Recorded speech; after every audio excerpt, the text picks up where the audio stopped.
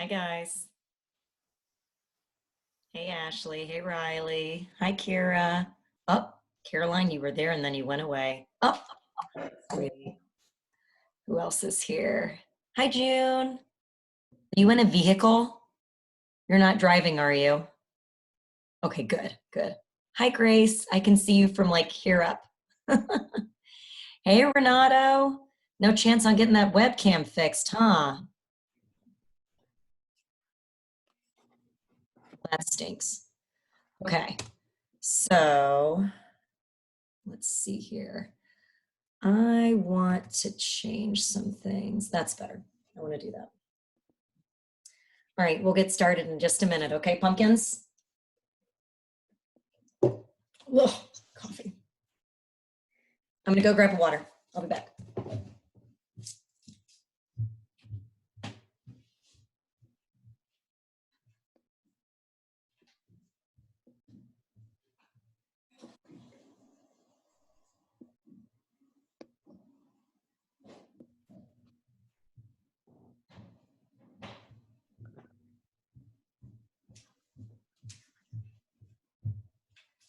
Okay. How do I? That's better. Hi, Kylie. All right. Hey, Autumn. Who's behind you, Autumn? Is that your brother? What's his name? Alex. Hey, Alex. Hi, Anna. Hey, Allison. Oh, hang on, guys. It's Miss Griffin. Hello, Miss Griffin. Well, hi, Stephanie. But they do. Hey, Marissa. Hey, listen, I just started a Zoom with the kids. Let me call you back. But here, I'm going to put you on speaker so you can say hi. All right, you're on speaker now. Hi. Who's on here? I miss their faces. Lots of people. Do any of you guys know Miss Griffin? No, your kids are too smart for me. That's not true. And you have plenty of smart students. Hey, Nicole. That's real cute. Yeah, you guys are too smart for me. But I miss your faces nonetheless. I know. Oh my gosh, it's so hard. Okay. All right. Go teach children government. Okay, I'll call you later. Okay, bye guys. Bye. Did I hang up? Okay. All righty, Chase, you're coming on. Amanda, you're coming on. Rosa, you're coming on. Fabulous. Okay. So I'm going to try this screen sharing today, guys, just so you know. I want to pull up the document. That way you guys can see it real well. Hey, Luke. Those are some like air traffic controller things you got there. Those are impressive. Yeah. Thank you. You're welcome. You're welcome. Hey, Karen. Hi, Hannah. Oh, Hannah. Hey, Hannah. All right. Couldn't see you very well there. All right. Well, while we're waiting for everybody, I just wanted to let you guys know that at the end of this, we'll be talking about the grading situation. And I would really like to insert another letter in the word situation, because that's kind of how I feel about it at the moment. In fact, feel free to go ahead and try and make that word happen, you know, like fetch from Mean Girls. I think that would work. I use it with my friends all the time. They think it's funny. But obviously, if you don't want to say a swear word, don't say a swear word. Hi, Kellen. Hey, Erin. And who is coming in with the hoodie? Hi, Andrew. You'll gladly say one, Autumn? Okay. Hi, Lauren. Hi, Nandi. Hi, honey. Okay, so I am going to switch from gallery view to stage view. But it's not. Am I big on your screens? Yes, I am. Okay. I just thought it might be a little bit nicer for the people who are watching Zoom later, rather than seeing all the itty bitty little squares of everything. But that's completely up to you guys for how you want to do this. Okay, so let me see if this screen share works. Okay, I'm going to try it. Share screen. And I want this. Share. How'd that work? It works. It works. You guys can see it? Yeah. Bigger. Okay. Yay, technology. All right. So listen. Oh, I don't have my chat thing up. I can't see my chat screen. I don't know how to do that. Somebody write something. See if it pops up for me somewhere.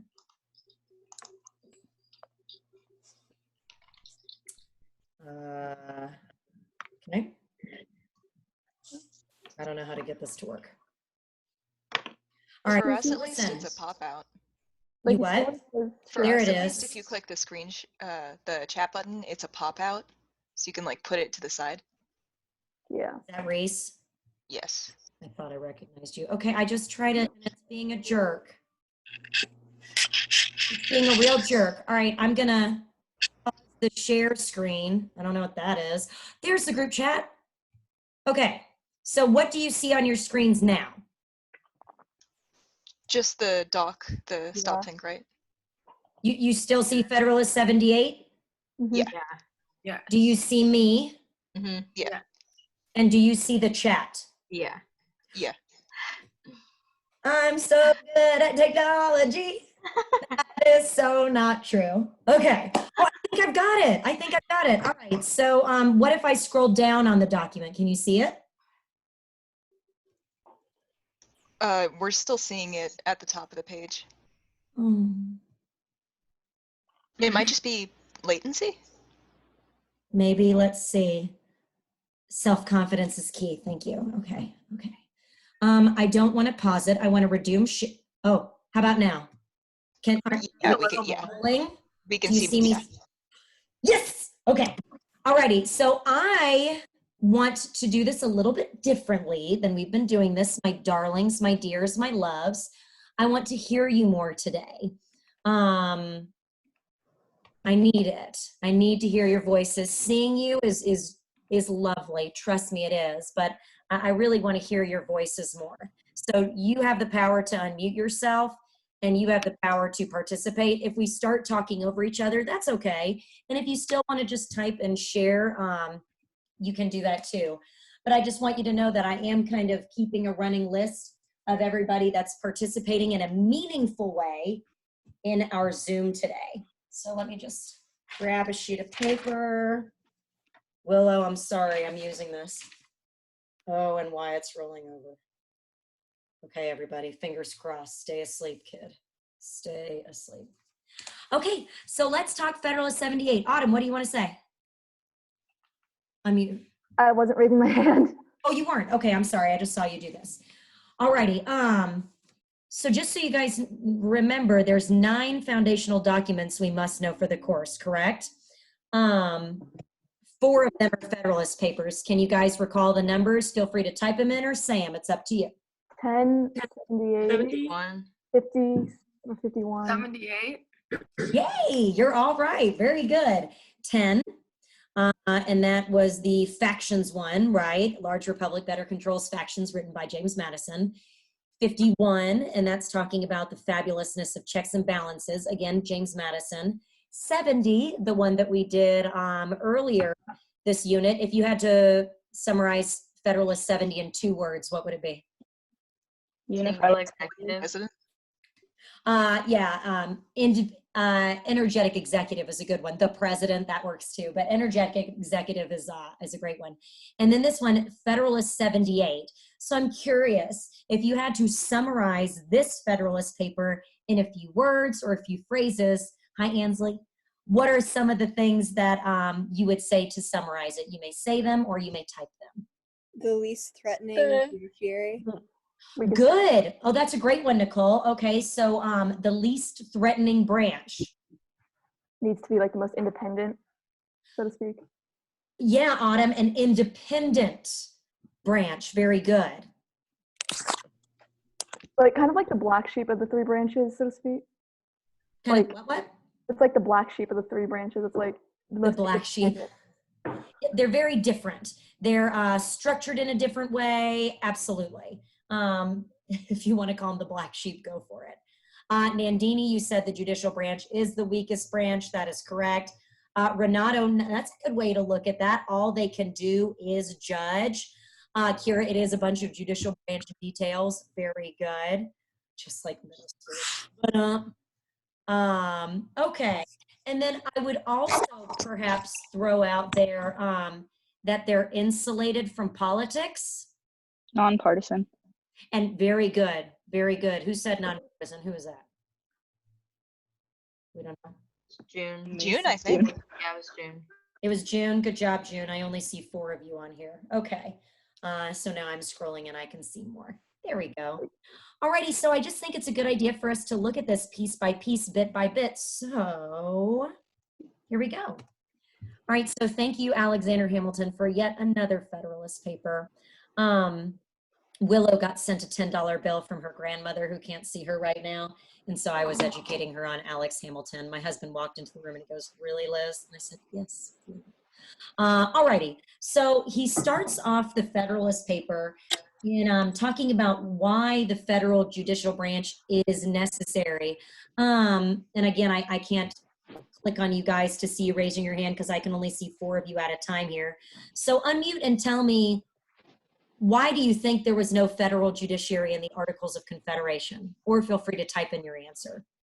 It was kind of an overlooked thing because it seems like such a small importance that they just went past it. I don't think that they thought that they needed jail because it was a new country and all the citizens they thought were loyal. And it was Okay. also like a weak central government, so they didn't think like without the power in the central government, why would they need judges? Yeah, they probably depended on the state judges. The people Yes, had more ve- power than the federal judges would. I mean, excellent, guys. I don't know how I can make that better besides what you just said. Absolutely, we were still so paranoid from what happened with Great Britain, and the states had their own way of doing things. It was weak central government with a strong sense of power located in the states. And, you know, you could potentially hope that folks won't break the law, but if they do, you depended on the states to handle that.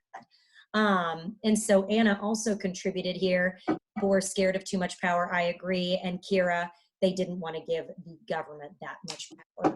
Good. All right. So let's look at our first box. Oh crap. Wyatt's awake and crying. We're just going to let him cry, guys. The first box is talking about how Hamilton says he's not going to be redundant and talk about how he's already addressed judges and how other federal officers should be appointed. So somebody tell me, how are they appointed? How does somebody get into a federal judgeship? The president nominates or appoints them, and then the And the Senate. Senate confirms. Has to approve. By, simple Yeah. majority. You're all right. So, and Caroline as well on here. Yeah, the president appoints and Senate confirms. And remind me, what confirmation vote is necessary? You can type it. You can get it. Simple majority. Majority. Yay, you're all right. It is a simple majority, and I see everybody popping up on that on the chat. Let me extend this so I can see all of your answers. Oh, sorry, I didn't get to say hi to you. Welcome. Lindsay, same thing. Okay, so good. I'm glad we understand that. Let's go to the next page. Oh, look, everybody's continuing to answer. Is it scrolling down for you guys? Yes. Yeah. Oh my Yeah. gosh, I feel so smart. But it's obviously a farce. Okay. So then he's talking about why it's so important that judges have life tenure and why they have this tenure based on good behavior. So I tell you what, why doesn't somebody tell me why they should serve based on good behavior? So that it's not based on, what they're doing is not based on re-election and trying to please anyone who backed their campaign, and it's really about how they feel about the issue. Like their energy is focused completely on like being a judge and not on like campaigning and like satisfying their constituents. It'll keep it nonpartisan within the judiciary branch. It allows judges to do what is right under the law versus like what they think is popular. They also don't have to worry about making sure that the other two branches are like accepting and happy with them, so that they don't have to worry about losing their job because of the other 2 branches. It prevents something like the spoil system happening in the judiciary branch. Yes, And it, patronage. it allows for constant and unbiased interpretation and ways of carrying out the laws. Yes, it does. You guys are excellent. You're all right. And look at all of this other stuff that we're seeing on here. Oh, I love this today. This is making me feel so much better. So a lot of you mentioned, so they don't have to focus on re-election pressures. You're absolutely right. That's interesting though, because is that true for all judges in our government? No. Yeah, judges, right? They actually are reelected. And some of you, when you were coming up with why this good behavior is so important, you actually touched on some of the fears that people have having to do with state judges running for office, campaigning, being indebted to those who donate to them, feeling that pressure. Whereas instead, if we have these folks in there for lifetime tenure, it does allow to give us, like Allison said, consistent and fair administration of law. And I think we already covered that one, but you're totally right. Yeah, Zara, it's not based on who's president at the time.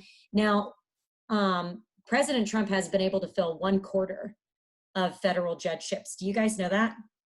That's crazy. Nominated a ton of people, which is really kind of interesting. And yes, Lauren, you're right. It does keep them impartial. Yeah, they are killing it, Tori. You're right. Their rulings are not politically influenced. Very good, Ashton. Yeah, they're independent. Okay, so Lindsay, we covered that. Nandini, we covered that. It prevents them being judged and ruled by somebody oppressive and not representative of the American people. Nicely done. Very good. Yeah, guys, this staying in office for life tenure based on good behavior, of course, does keep them free from the political pressures, like you said.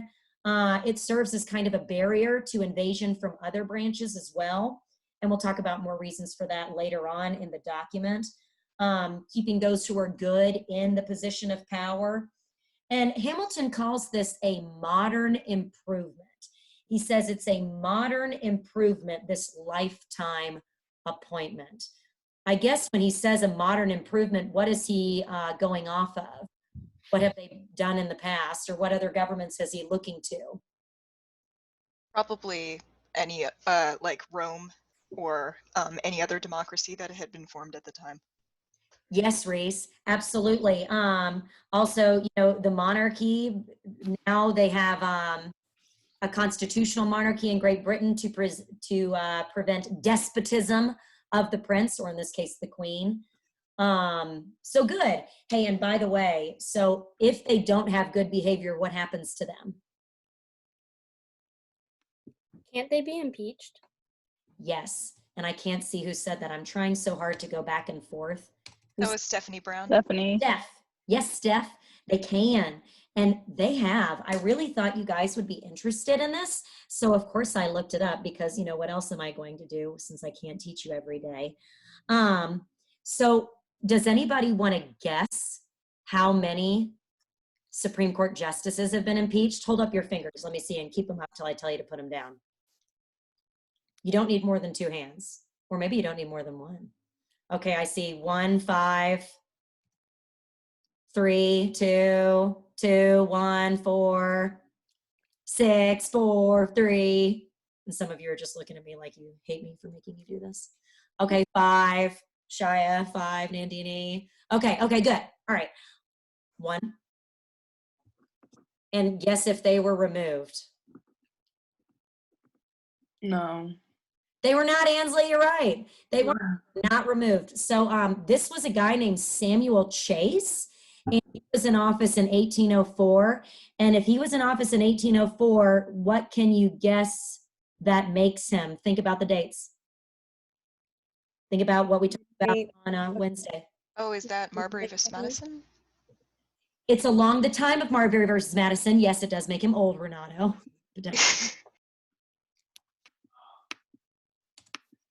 He was one of those midnight judges. Oh. Remember that? So he was a Federalist at the time of the Democratic Republicans having control. And so the members of the House that were Democratic Republicans said, get out. We don't like you. And the Senate said, no, you can stay put. Okay, you can stay put. So that's nice. But other federal judges, I believe we've had 8 federal judges be impeached and removed as recently as 2010. Oh, dang. I know, dang is right. I had to look it up. It was interesting. It was a federal judge in Louisiana, and he was accused of not recusing himself when some of his buddies came for court cases and actually accepting, some gifts for some more reasonable rulings, which is trash. I mean, that's so wrong, right? That's the antithesis of what we're attempting to do here in this grand democratic experiment. Okay. All right, very good. So let's go to question 3, where Hamilton says, why are the executive and wait. Okay. So according to Hamilton, why are the executive and legislative more powerful or dangerous than the judiciary? And I'm asking you to be specific. And it's all going to be found right here in this little paragraph. So how about somebody tell me about the executive? Why are they more dangerous? You can type They it. have authority over the military. Ooh, is that Ansley? Yes. It sounded like it talks about like the sword.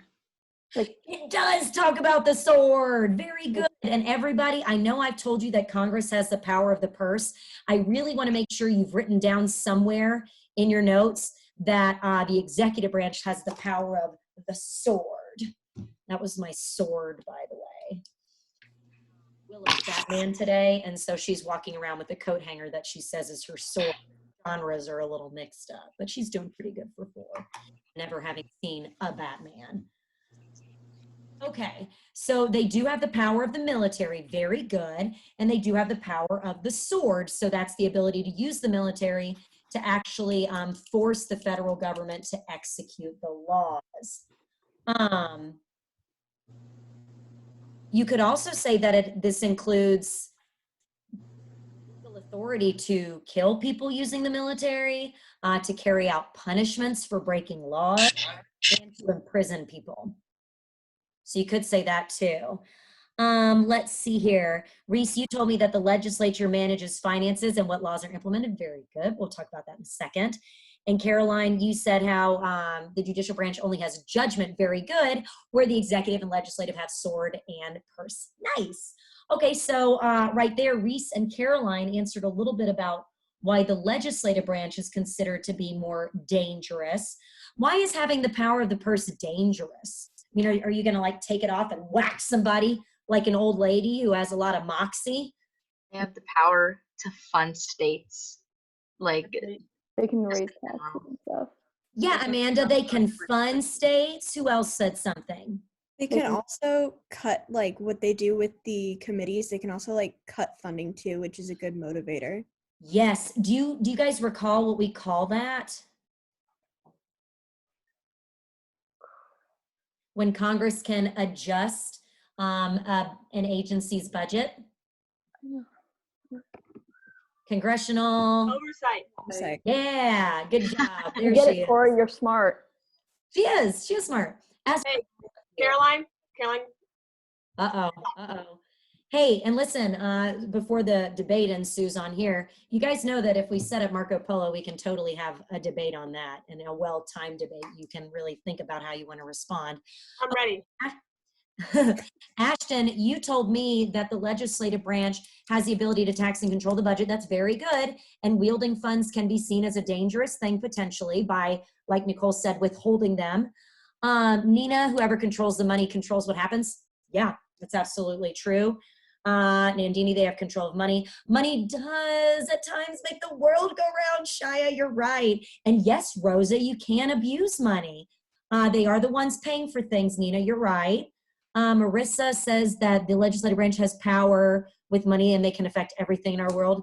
Yes, they can. Can I hear $2 trillion for CARES Act? $2 trillion. Funding programs that they find favorable, very good, and ones that they do not. Funding, how about them grants? Yes. What kind of grants do states like? Block grants. Block, good job. Money means power, says Karen. I feel like that's a song. Kira, it's what makes it happen. Power to raise taxes. Great. Okay, great. So we're all there. And yes, Reese, that's why they like block grants. Thanks, very good. Alrighty, so then why is the judiciary branch considered the least dangerous?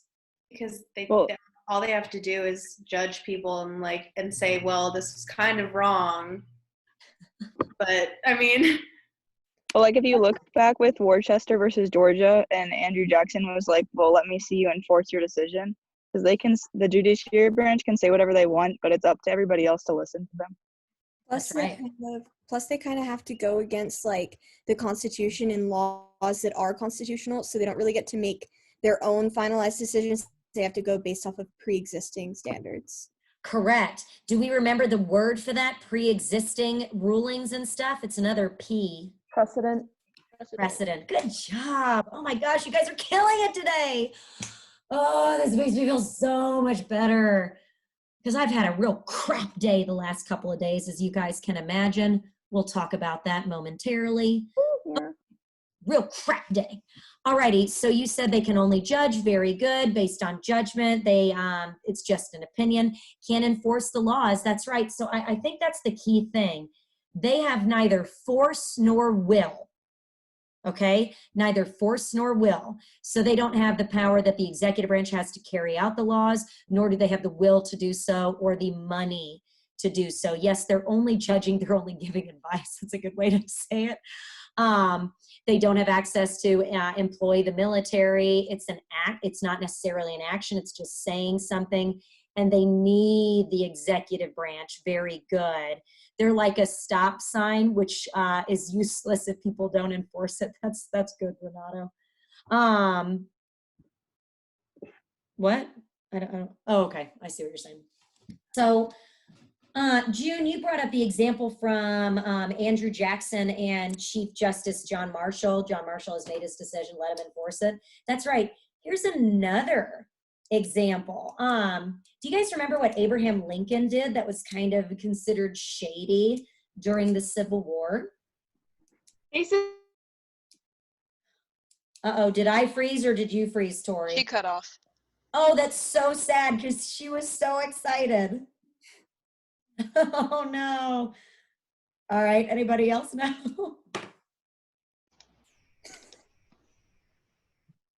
I'll give you a hint. Tori started to say he's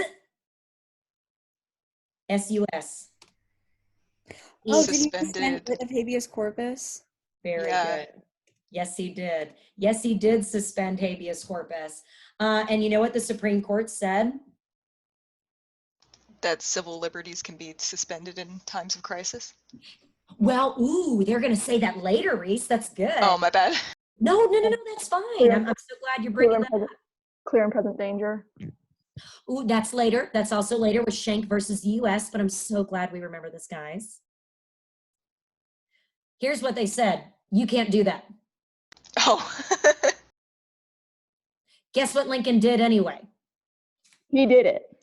He did it. So please let us understand that at times what they want doesn't happen right away. And if you remember the PowerPoint that I recorded for you, the Brown versus Board of Education ruling did not get enforced overnight, correct? They even had to make a whole new one, right? Brown 2. You guys heard of Brown 2? They made one. So that's kind of interesting. And Eisenhower had to use the National Guard in Arkansas 3 years later. So, I mean, guys, it's a problem. They do lack the ability to enforce their own decisions, and they rely on the executive branch to do so.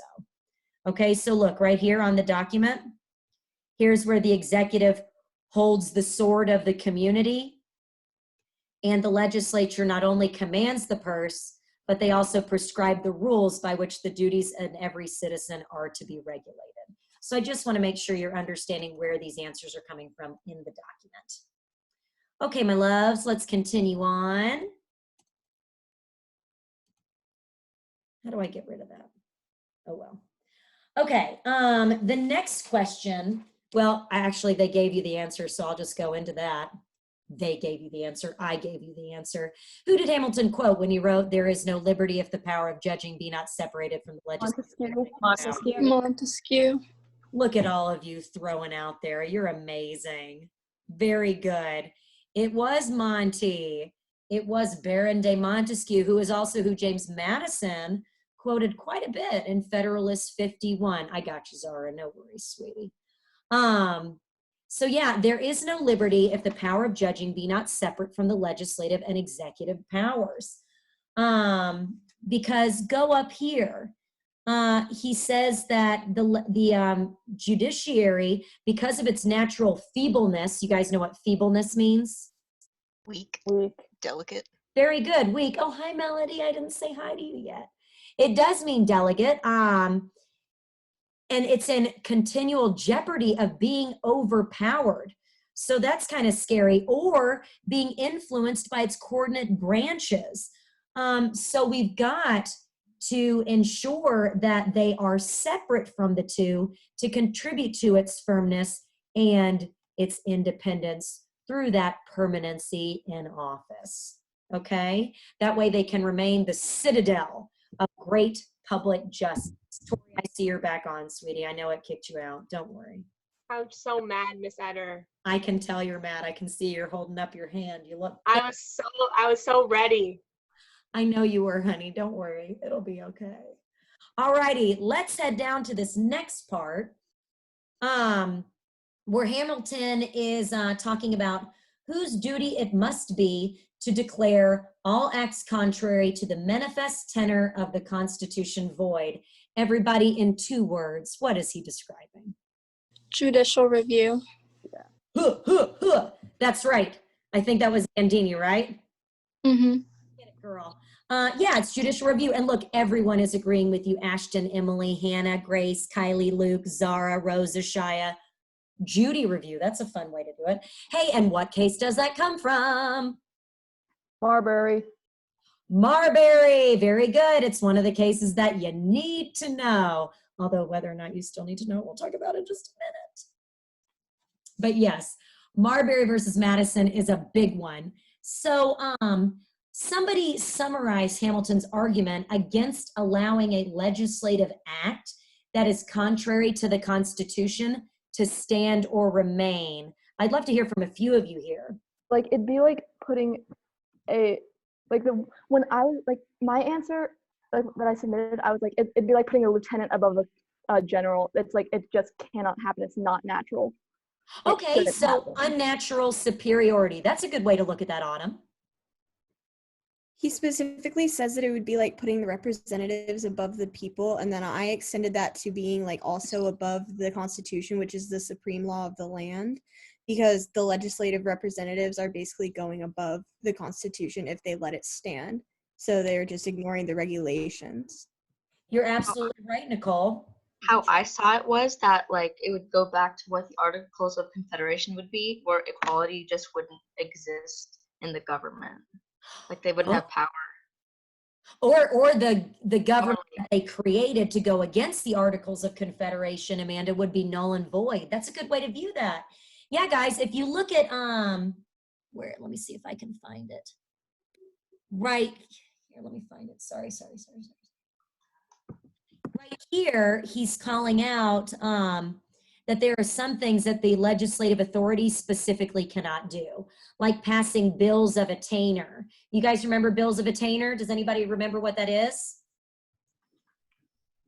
You can't be held without a trial. Ooh, that's good, Andrew. That's habeas corpus. So close, but Oh, I have one. Is it you can't be held without like a cause for arrest? A charge? That's also habeas corpus, Chase, but we're getting there. We're getting there. You cannot. Sorry. Yes. No. Go ahead. Just don't you have to be like formally charged with a crime? Also, habeas corpus. That's still. This is good. This is good. We're getting habeas corpus solidified in there. It means you cannot be convicted. Like they not hold you or something without a conviction. Correct. You cannot stay in jail forever, Kira, without being convicted.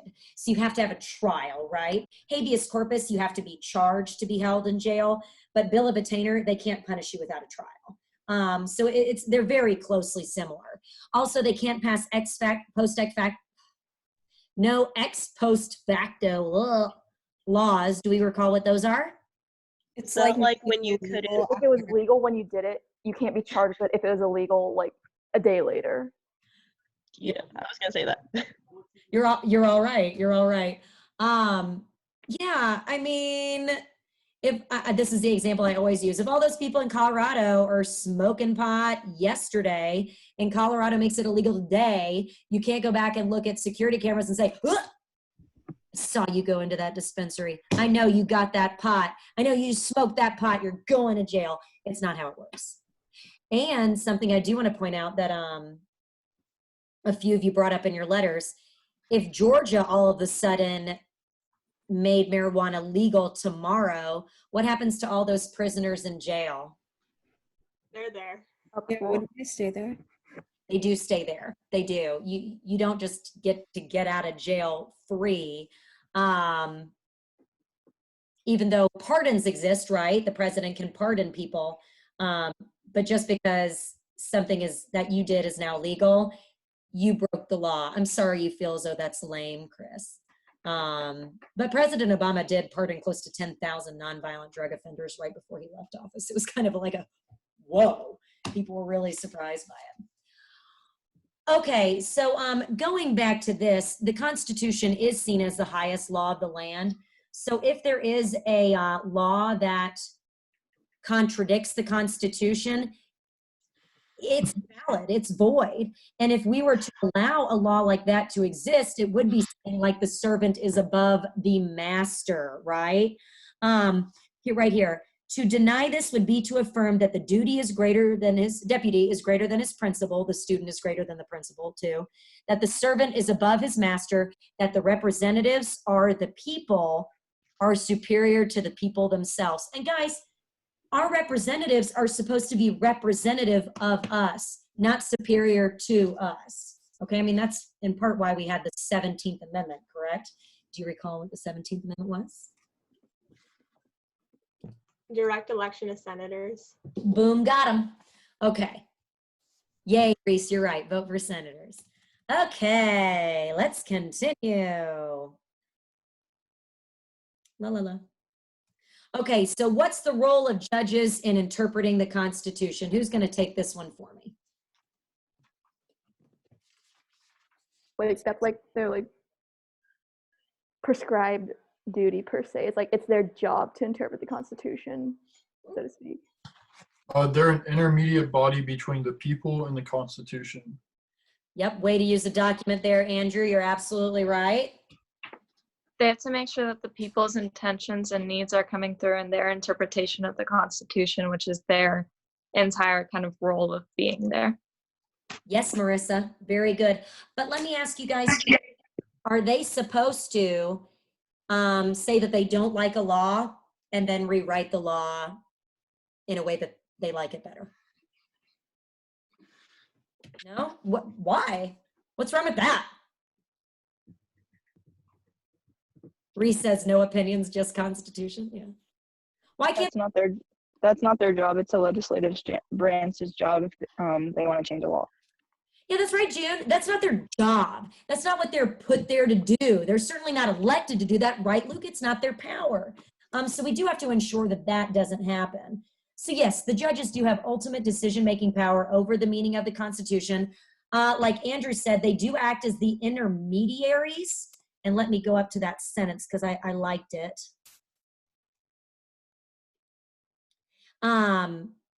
Right here, guys. The courts were designed to be an intermediate body between the people and the legislature in order, among other things, to keep the latter within the limits of their authority. In other words, the judicial branch is there to say, stop, Congress, bad Congress, don't do that. Melody, you said they're interpreting laws, and what I just said, girl, you're with me, and prevent the legislative branch from exceeding the powers granted to it. Very good. Okay, so what happens when we have conflicting laws? Because that happens. They're supposed to refer to the Constitution as like the statute, and they have to use that to interpret like what the law should be, kind of thing, and then give their opinions back to the people who tried to make the law. Very good. They are there to interpret when that happens. Can we simply allow these two conflicting laws to continue existing? No, that's not good. Why is that not okay? Why isn't that okay? Federalism. So I mean, like, then you're being arrested, but in some cases it's, you can argue that it's legal, but then the other side's going to be like, no, it's not, this says this. So it's just kind of not a good idea. Yeah, it's a cluster, you know what. You're right, Reese. You're right, Grace. It's a mess. It would be very confusing. So, Nina, you're right. What they have to do is pick one and give a valid reason for why they chose that one. So what they want to do is they want to try and reconcile the laws, okay? Reconcile them if possible.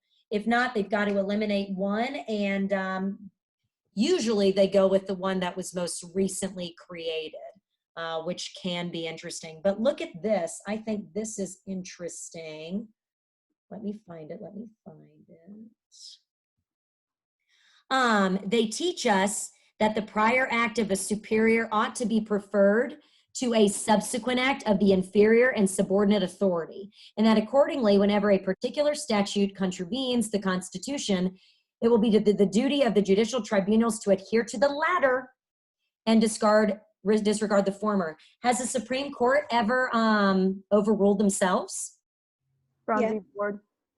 That's a great example. Brown is Brown and Plessy is probably the good go-to example that I would use if I were you, especially because Brown is one of your required court cases that you have to know. There was also Furman v. Georgia and Gregg v. Georgia with the death penalty in like the 70s. Yeah. So Furman versus Georgia, if you're curious what Autumn is talking about there, said that the inconsistent application of the death penalty is unconstitutional. And so there was a period there of like 3 years where states just didn't put people to death. And then again, in the same state, Georgia, representing guys, Gregg versus Georgia brought the death penalty back. They said, look, if it's being applied consistently and fairly, then by all means use it. It's your prerogative. So there you go. All righty. Let's see here. Look at this next little box. Although judges can and must strike down laws that clearly run contrary to the Constitution, they must be careful not to substitute their own will for the will of the legislators simply because they don't agree with the policy enacted. We've already talked about that a little bit. But why else should they not do that? I know you said it's not their job. What's another reason why they shouldn't? Well, the people elected the legislators, so it's majority rule over just a few judges. You're right. We elect the legislators. They're up for re-election every so often. There's no term limits. And yes, Renato, these federal judges don't necessarily represent the people. That's a good point, Reese. 435 is a lot more than 9. It does sound a little like an oligarchy. You're right, Shia. And yeah, Caroline, their role is to stand with the Constitution since they're not elected. Good. Okay. Now, I really like this line right here. And because it's always fun to learn new words, isn't it? If then the courts of justice are to be considered as the bulwarks of a limited constitution against legislative encroachments, this consideration will afford a strong argument for the permanent tenure of judicial offices, since nothing will contribute so much to this as an independent spirit in the judges, which must be essential to the faithful performance of so arduous a duty. I love independent spirit. It's independent spirit that gets to me there because it reminds me of the energetic executive. What is the independent spirit that Hamilton is talking about here?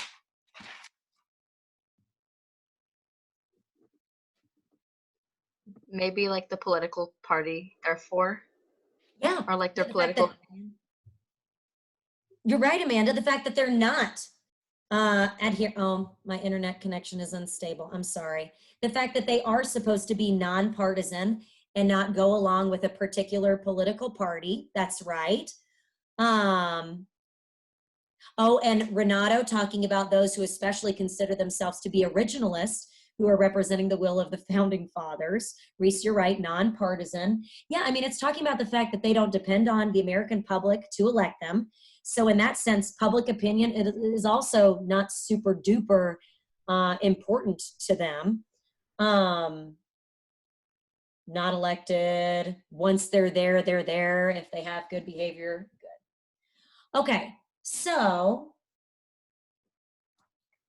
the question is, eventually, how do they serve as the ultimate guardians of the Constitution? What do you guys say? In a way, they like speak for the founding fathers of what they wanted the Constitution to be interpreted as. Yes, Shia, you're right. You're right. They do speak for them. They really do. And tradition, SCOTUS is steeped in tradition, guys. They keep kind of- legislation. Oh, Go ahead. they keep legislation in line with the Constitution, and like they protect people's rights and make sure that laws are fair. Yeah, they do. They are safeguarding individual rights and liberties and ensuring that those laws are fair. You're absolutely right. Kira, what were you going to say, honey? Just that they're kind of like in charge of how we see it because not everybody analyzes it as deeply as they do. So No, you're right. People aren't nerding out over the Constitution the same way that our justices are. Very good. And a lot of what other people had to say here, let me just scroll to where you started, because it's their job to interpret the Constitution.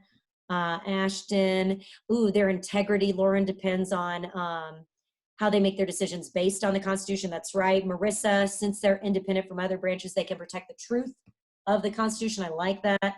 Reese, we do have an entire branch dedicated to knowing the Constitution, being those legal constitutional experts and comparing current laws to it. Can you imagine that, guys?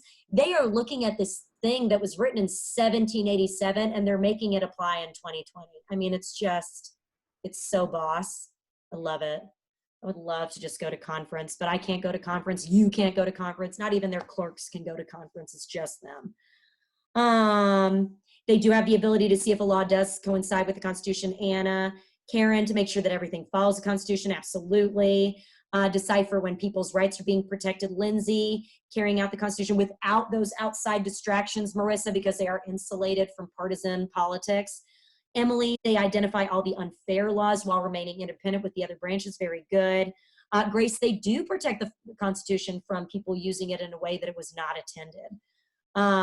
Oh, and it's your favorite secret society, Reese. So would you call it your favorite cabal, C-A-B-A-L? Because that was a word in our reading.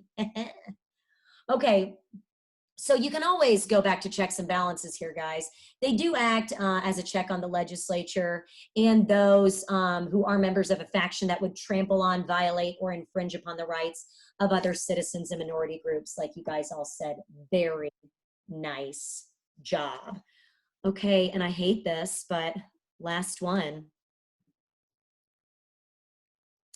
All right, so in this paragraph, I know I can't put it all there, Hamilton gives further explanation of why lifetime appointments are necessary.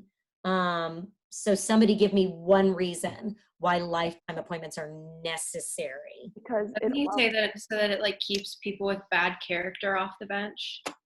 Good, Riley. So bad character off. We don't even want you on. Peace out. It's like we're giving you the finger. This is not my middle finger. Don't be scared. Melody. Yes, Grace, go ahead. Having constant elections would ensure that they would be more worried about the public opinion, so they may like decide on decisions based on what the public wants and not what's right. Yes, and I mean, if that were the case, Brown versus Board of Education would have never happened. Good. There will be only a small amount of people like thoroughly qualified to do this job. So if there's constant rotation, at some point you're going to run out of people who are qualified, and you're going to have unfit people on the bench making decisions that they shouldn't be making. You're absolutely right, Nicole. You're right. If you've done this like every day since you were like 40 and now you're 80, you've got like a ton of experience of doing exactly this thing. That's probably going to yield the best possible result. You're right, Reese. Excellent, guys. All right, so I'm just going to go through what you had to say here. Let's see.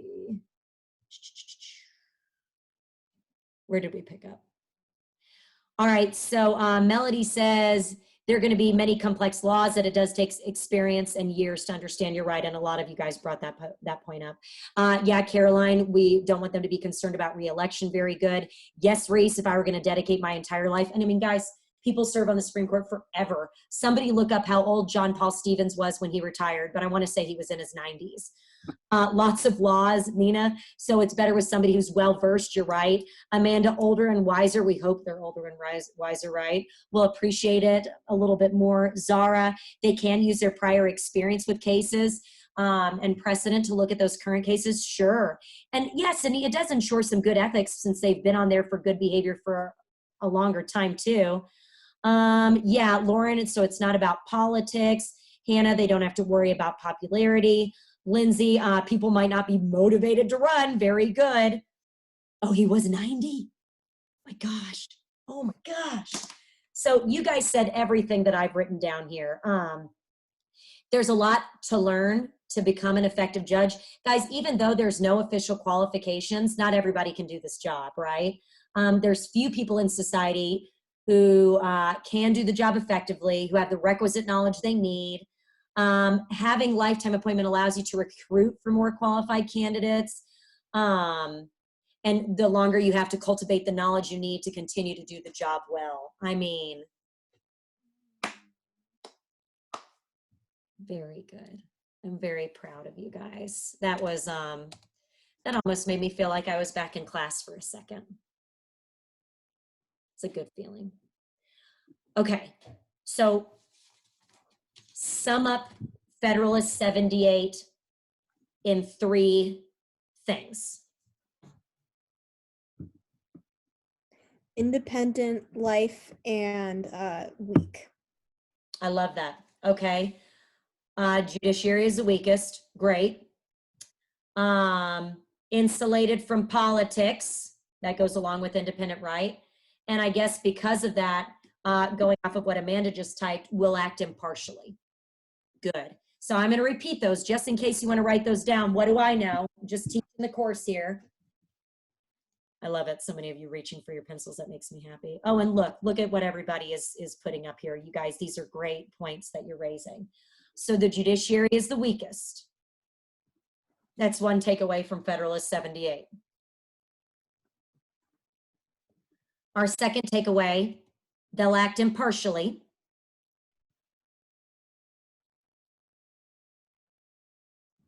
All of you guys have such cool houses in the background. It's so fun to see. And number 3, they're insulated from politics. My darling dears, did you get all of those? They're the weakest, they'll act impartially, and they're insulated from politics. Okay, so I'm minimizing this screen. Do you all now see a screen that says College Board? It paused. Check if your screen is paused. Check if your Okay. screen is paused. Okay, I don't want to pause it. New share then, I guess. It's dumb. You might be sharing the tab instead of the screen. There we go. We can see it. We can see it now. Oh, guys, thank you for walking me through this. I appreciate it. I mean, I really do kind of just like repel technology. It comes my way, it sees me, and then it runs the other way. Like runs the other way, hauls A the other way. Okay, so do you want to talk about grades? Yeah. How about I just tell you stuff and then you ask questions if you have them? Does that sound good? Okay.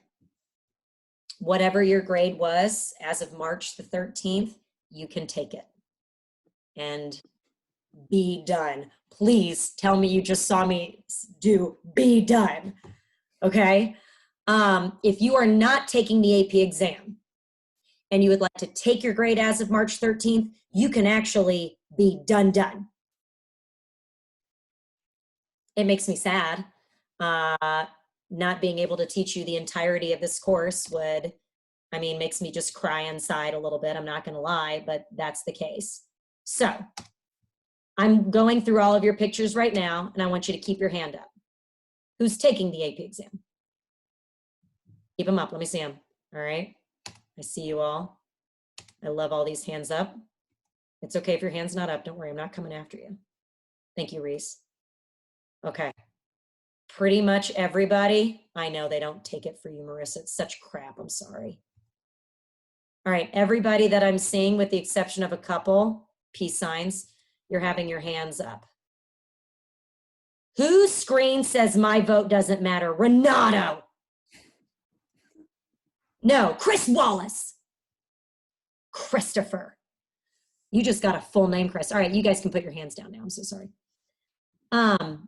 So even though technically you guys can take your grade, you can't not work. I won't collect anything from you, but there's still another document that we have to learn. We still have to learn, what's it called? The letter from Birmingham jail. And I know you've read it 80,000 times, but we're going to read it again. But like political scientists now. And we still have to go over all the 15 court cases. Okay. I know. And I'm gonna go over the civil rights unit with you. Of course, I'm not gonna leave that away, but if you want to take your grade, you don't have to do this, the court case project.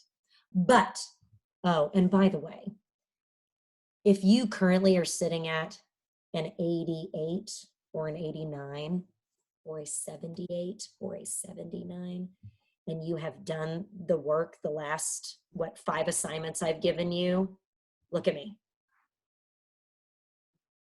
Are you picking up what I'm putting down? You get that? Okay. I think I'm gonna have to get something from writing from every single one of you individually that you want to continue working or that you don't. Now, if you take the grade as it is, it will be the grade as it is. If you want to continue working, and guys, I would say if you're within 4 points of a different grade letter, I would keep working if you want. I feel like you could make a 4-point jump, but anything else, I don't think so. So if you have, if you're asking me if you can make a 14-point jump, the answer is no. Okay, but 4 points, we can swing. All right.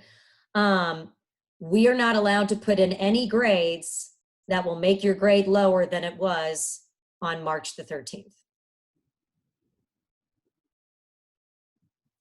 And if you choose to have your grade as it is, I can't solidify it at this moment, but I'll just mark you exempt for every single thing. So if you're choosing to keep your grade as of March 13th, I'm not going to enter a grade for any of the work that you've turned in. You have my gratitude. I hope you learned something, but I will not be doing that. If you want to continue to work, I definitely will be doing that.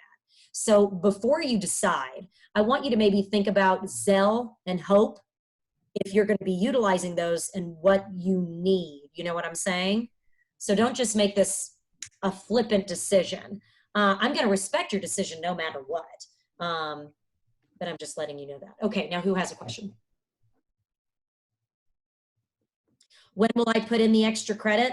So Lauren, when will I put in the extra credit? Maybe I'll try that over spring break. And actually, since so much of that got messed up, I'm going to give you guys another extra credit opportunity, which has to do with watching a movie. Sound good? So if you didn't get to go on a field trip, you can take advantage of that. Okay, and I'll come up with a firm date at some point. No, Melody. No, I don't think you can do both, Lauren. Just one. Miss Etter. Yes, darling. Possible to make like a jump from like a C to a B if we continue doing work, or no? Like a 74 to an 80? Yeah. Possibly. Yeah, I would continue doing work. All Okay. right. Let's see here. And just so you know, extra credit can help quite a bit because it goes to your summative grade, and we're done with summative grades unless, of course, you want to do the case study project. That would be a test grade. And by the way, it's usually an A on a test as a test grade, just putting that out there. Okay, so Ashton, so if we continue working, okay, now this I don't know the answer to. If you continue working and you reach the desired grade you want, can you stop? So here's my thinking. You can only improve your grade. I'm not allowed to put in anything that would lower your grade. So I think that should be yes, but I don't know for sure. So don't quote me on that yet. Okay, Pumpkin? Yeah, you can turn in everything on turnitin.com, guys. I'm super duper flexible with that. Super flexible. Does anybody else have a question about grades?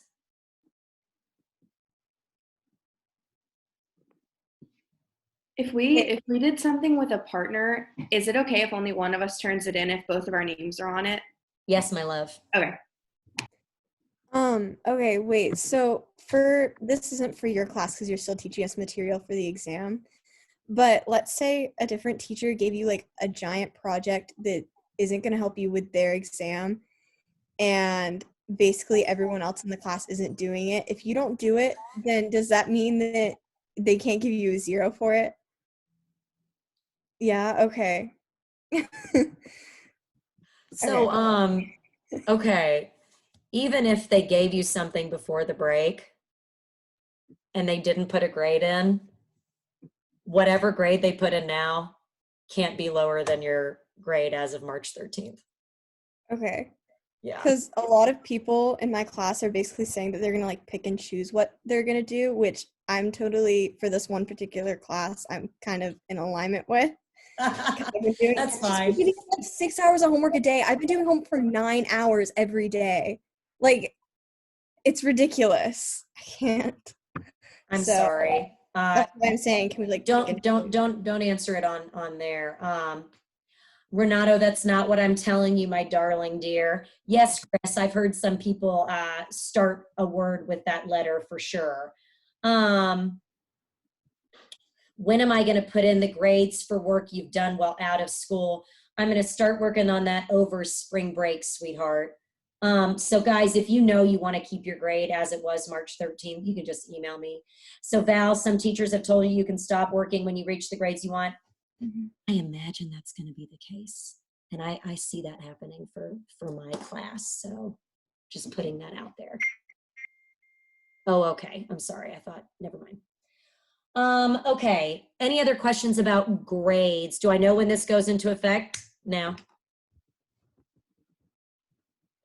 Do I know if teachers put in grades before March 13th? Now will they count? Yes. Okay, I was saying like if you took a test before March 13th and then they put the grade in now, will it still count? Ooh, I don't think it's supposed to. If it's lower Okay. than your grade was on March the 13th. Because Nice. I had a kid who was absent, who was actually on this group chat, Mhm. didn't get a chance to make up something. And I mean, I'm gonna have to figure that out. Okay. Because it can't be lower than her grade as of March 13th. So the 0, obviously anything would be an improvement on that. So I might just look at the averages for other grades like that. Oh, I have a question. So in like my math class, I didn't take a quiz, Okay. but the test grade was supposed to replace the quiz that I didn't take. Okay. I'm currently sitting at a 64 in that class. Will that will that mean my grade can't go below a 64, or Correct. will he have to like adjust it based on the quiz grade that goes in? Your grade can't go below a 64. Okay. Rest in peace, your chemistry grade. I'm sorry. Ex post facto. When do I think, Val, I don't know when we're going to know about graduation, sweetie. I imagine it's not going to be for at least a month. Can they still change grades already put in to be higher? All right, so Chris, what do you mean? Can you hop on the mic and ask?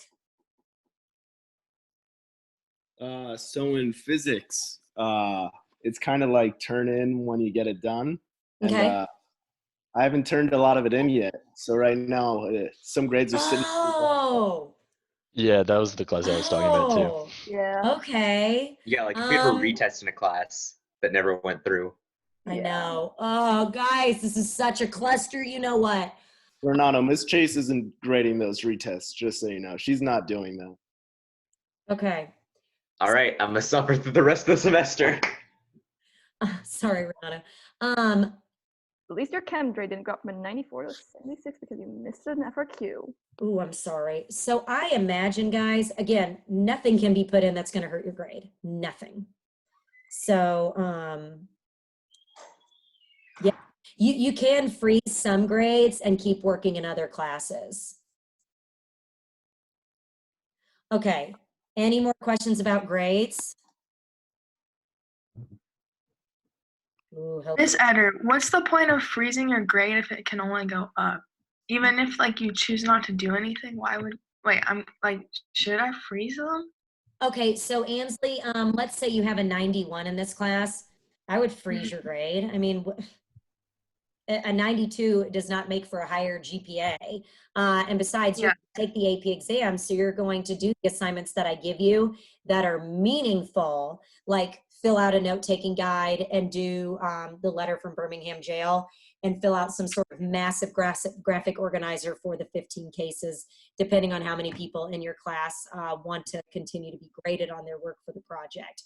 So I would totally just, I would freeze your grade. I would. Okay. Like you're leaving me. We're still working together, but you don't have to do extra stuff that some people who are wanting to bring up their grade will have to do. Does that make sense, sweetheart? Yes. Okay. Are teachers allowed to enter grades from before March 13th? They didn't enter before the March 13th cutoff, only if they don't drop your grade lower than your grade was on March 13th. Okay, So if you have a Wait. Does that mean because my chem grade at like March 13th is like a 94, and my teacher put in the 0 because I missed the FRQ, which dropped it to a 76? That's not allowed? Because I took the test before March. No, I didn't take the test. I didn't take the FRQ at all, but she entered the grade after March 13th. then yeah, that's going to be tricky. Based on what the county has told us, I doubt that grade will stand. Or maybe it will. Maybe teachers will actually get backed up. I don't know.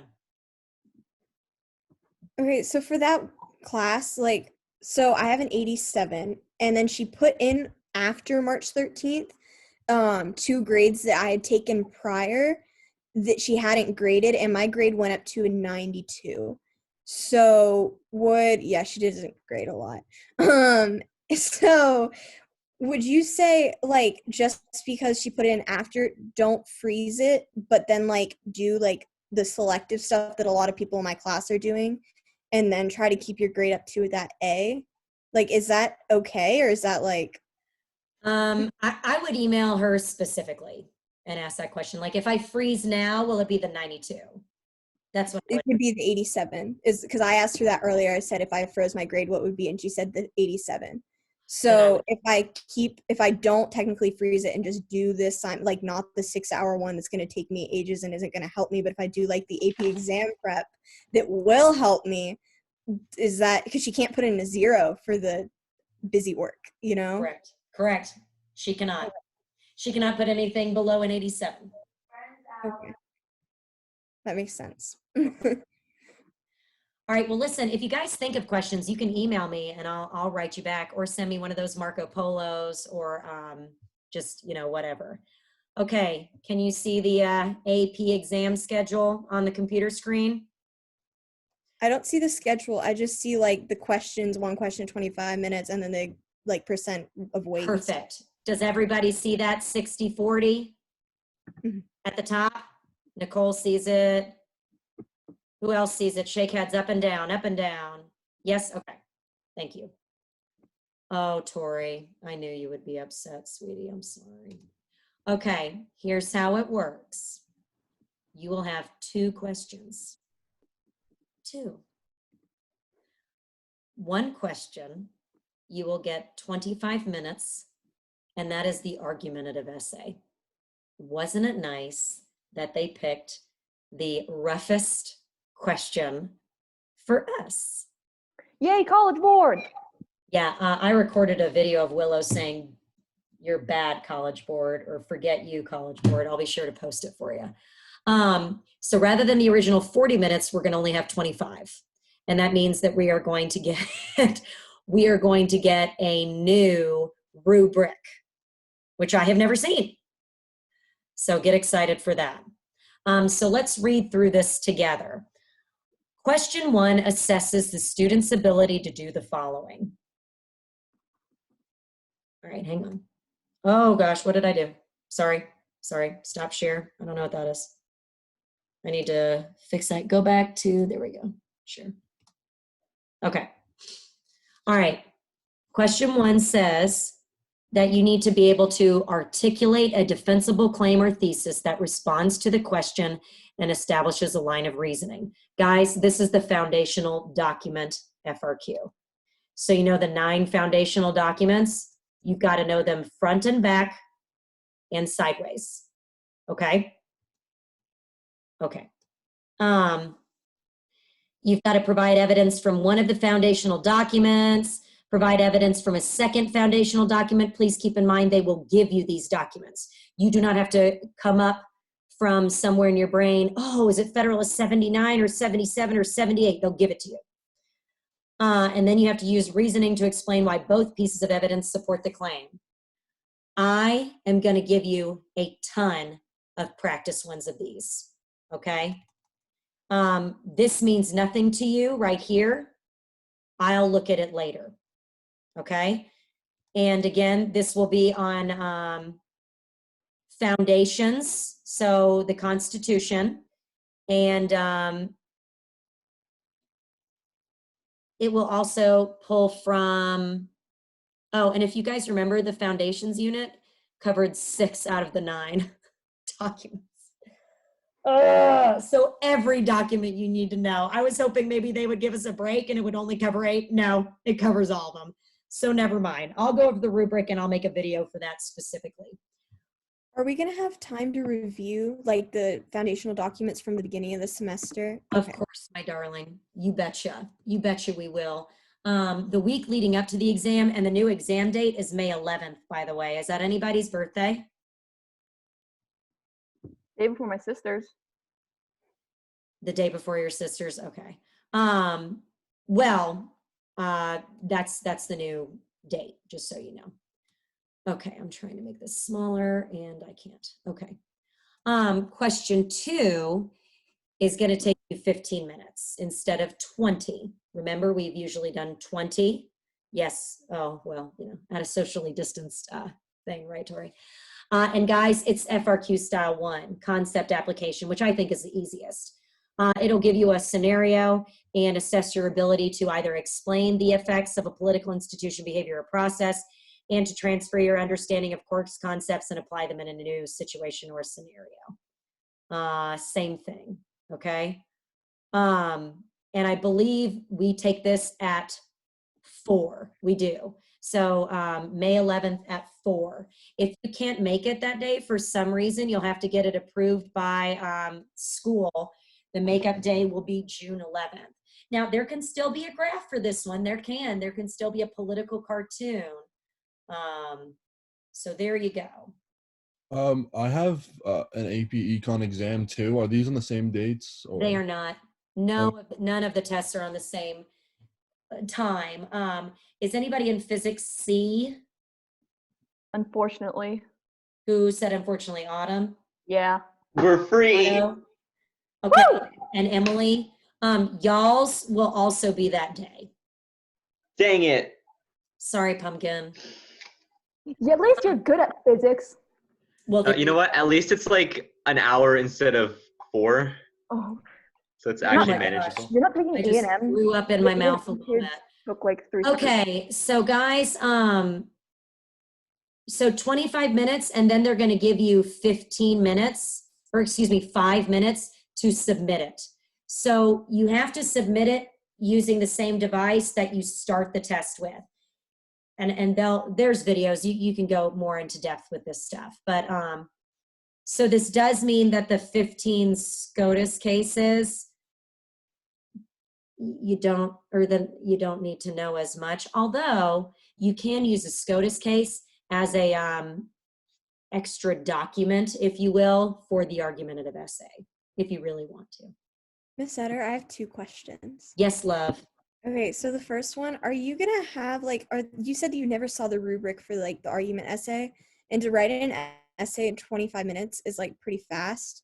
So are you going to see the rubric before we take this, or is it just kind of an unknown thing? Yes, my love. I'll be able to look at it. They actually posted it at 1:47 this afternoon. So I'm sorry I was not able to be a little bit more well-versed with it in time for this, but I will be following spring break. And so I'll go over that with you guys extensively, and I'll give you a practice one. All right, cool. And then my other question was, so you were talking about like submission time, like how you get 5 minutes to like submit it. I heard like a rumor when this all started that for like, especially not necessarily for your class because you can type it because it's like words, but for like math and like physics and stuff, there was like a rumor going around that you're going to be able to work on your own sheet of paper and then send a picture of it. Is You that can do that happening? for this class. Okay. Yeah, you can write it if you want to for this class. Okay. I just didn't know if you could like, because I know that for like stat and stuff, I'm going to want to take a picture. So I didn't know if that Heck was actually yeah. happening. No, if you want to write it, you can. Now, some of you, I would not recommend doing that. And you know who you are. Terrible handwriting. Terrible. Hannah, it's not you. I love Hannah's handwriting, guys. You have to see it. It's amazing. It looks like she typed it. Why big oof for Hawaii? Why do you guys keep saying that? Oh, that was exams at 6 a.m. Yeah, on the makeup exam, it's 6 a.m. I see. Yeah. Oof. Okay, that makes sense now. Thank you. I appreciate the help. Okay, so I wrote down a couple things from my webinar that I attended last night, which was great.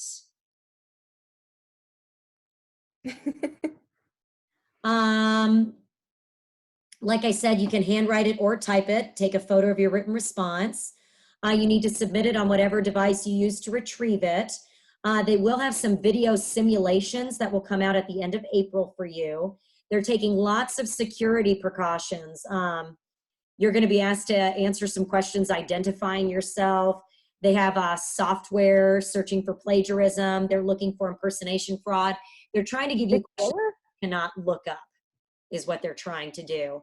Also, I'm going to get all of your exams by May 26th, which is kind of interesting.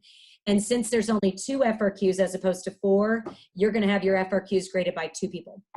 So that's kind of interesting. Another set of eyes. 2 people? What, darling? 2 people? Mm-hmm. Instead of 1. It's oh my gosh. It's nice. No, Reese, don't worry about the 6 a.m. Renato, you don't need to fix your webcam. They are honoring accommodations if you have any, like extended time. And the revised rubric will be available soon. And as soon as it is, I will make a video to share with you. All right, that's all I've got for you guys. Do you have questions? Scrolling through and looking at your lovely faces that I can. Autumn says no.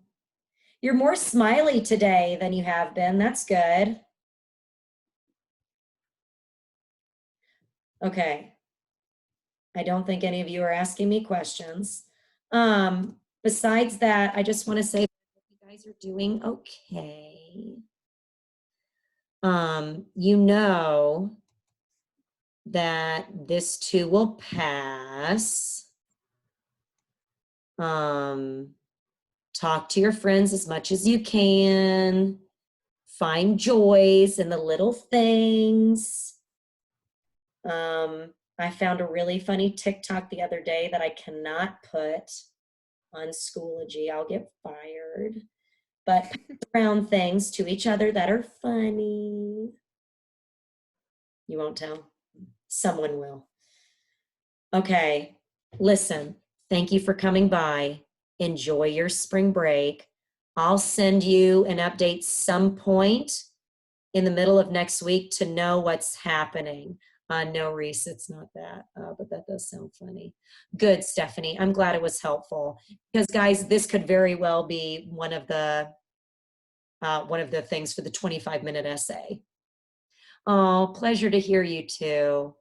All right, well, listen, I love you all. Thank you for coming. You know, I mean that in a non-creepy way. And we'll talk later. have a good spring break. I mean, what, you're going to do this exact same thing you're doing, right? Zoom over spring break, Miss Eder. You what, darling? Zoom over spring break. No, I'll get fired. Really? Yeah, I can't do anything on Wednesdays anymore from now on. You're welcome. Thank you for all my people saying thank you. Dang. On Wednesday, so On Wednesdays anymore? no, Zooms will probably have to be on Tuesday and Friday. Hey, you know what I did that really helped me today? I got dressed, like in like real clothes, you know, not just exercise clothes. So I realized how bad that sounded. Really, that's something you can do if you're in a funk, is to actually, you know, make an effort. Okay, I'm gonna go, guys. I adore each and every one of you, okay? Bye. Bye, Miss Eder. Bye, darlings. I'm gonna wait for all of you to leave. That way I don't actually, you know, kick you out. I just do. Wait, Miss Eder, guess what happened? What happened? Okay, so I put on my glasses. It wasn't yesterday, it was the day before. And they just like broke. And I can wear them, but they're still broken. Like one of the nose pieces is like completely gone. So of course it happened during the coronavirus. So now all of a sudden my glasses are broken and I had to order like new frames offline, and then I'm going to get to try them on, and then I have to send them back, and then they have to do a whole prescription thing. So I'm going to be wearing broken glasses for like 3 weeks. It was not good. I came downstairs and my mom was like, why are you upset? And because it was the first thing in the morning. So I was like 9 a.m. She hadn't even seen me. She was like, what is wrong with you? And I was just like, don't ask.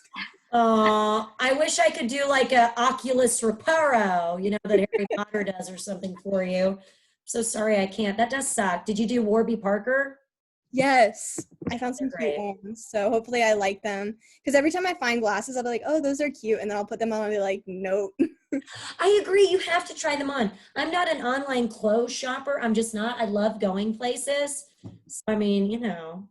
Exactly. Here on out, guys. It's hard being home and shopping. Yeah. Really. I'm so bored. I have Stephanie these agrees. jeans. Yeah.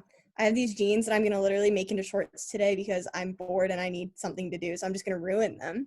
You've got to do it. You've got to do it. I get it. I totally get it. You've got to do it. For UCF. Girl. Nicole and I are rooming together in college. Yay! That'll be so fun. Where are you guys going? UCF. Central Florida. I knew that. Forgive me. What are your plans? I'm going to Alabama. Sorry. Totally forgiven. Tuscaloosa is a blast. You're gonna love it. excited. You've been, I'm sure. Yeah. Yeah. Oh, it'll be fun, girl. Be careful. It's not too much fun. That's there. People forget they just, you know, go to class and not drink on days that end in Y. So it can be a problem, but I don't see that being an issue for you. I think my problem is sunscreen. I don't think that'll be an issue for you, honey. All right. Well, Amanda, you had something you wanted to ask me, right? Your FRQ? Yeah, so I made it up, but I did really bad on it, and I was gonna make it up to, you said, to a 70, but that's what I didn't do. Okay. So I don't know what to do. I don't know what to do either. I mean, it's just ridiculous. All right. So which FRQ is this, sweetheart? It was the last unit. 3? It was the last unit before this one. It was that Okay. effort. Oh, 2 maybe. All right. What I'll do is I'll probably use your test grade and put it in there, unless your test grade is lower than your actual grade in class. Okay. And if it is, what I'll probably do, don't tell people this, is I'll probably mark you exempt. Okay. Because that's Thank all. you. I mean, that's all I can do. I mean, because I did make it up. I just was gonna make up the makeup, you know, like get like to a 70. Does that make I know. sense? Of course it makes sense. It's my policy. Because I'm not avoiding it at all. I'm not trying to avoid it at all. I know you're not, sweetie. I know. I mean, this is all just ridiculous. Yeah, really. We all miss just ridiculous. Anyway. I miss you, Better. I miss you, Nicole. This is tough, man. This is the highlight. Literally, I've said it in my email to you. Also, I feel so bad. I'm emailing you so much. No, email me. It makes me happy.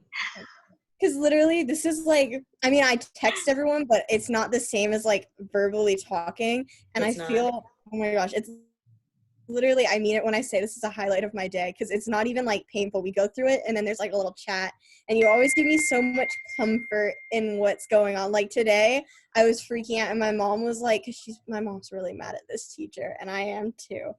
And because she's changed the schedule after 9 a.m., and I'll have done the work that she originally assigned, and then she'll change the schedule at noon. And so all of a sudden I'll have more work to do. So I'm just not she's going to be so mad at me. She sent out an email and she's like, I guess I'll honor what the Cobb County's saying, but like you're still expected to do this, this, and this, and this. And I was like, I'm doing 9 hours. I'm not even exaggerating. I did 9 hours of work yesterday and the day before that. And the day before that was 5 hours. And I'm not